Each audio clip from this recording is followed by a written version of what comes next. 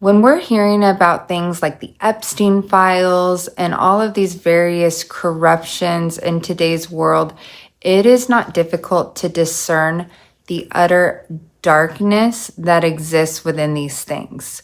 What we really have to look out for is when darkness presents itself as light. Romans chapter 1, verses 24 and 25, and it says this: Therefore, God gave them over in the sinful desires of their hearts to sexual impurity for the degrading of their bodies with one another.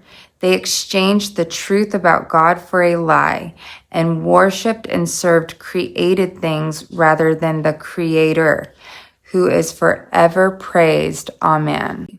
At the time that Paul writes this, Nero was emperor of Rome, and Nero had been married a few times, and one of his wives died, and there's rumors that supposedly he kicked her to death. It wasn't confirmed, but after her death, there was this young boy who was a slave, hadn't even been through puberty yet.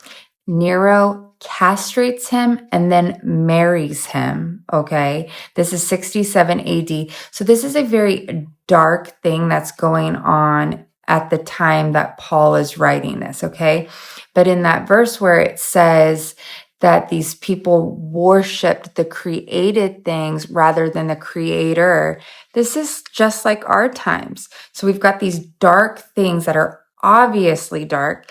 And then you've got these other things that are socially acceptable, like, people with their crystals and these other idols, very much like this time that Paul writes this. Now, at one point, Paul would have been talking to me because although I grew up in church and I asked Jesus into my heart as a little girl, after a painful divorce, I saw the New Age as light. It presented itself at first as the law of attraction, okay?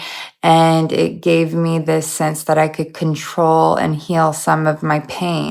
And I gave the enemy a foothold. And I want to leave you with this last verse, okay?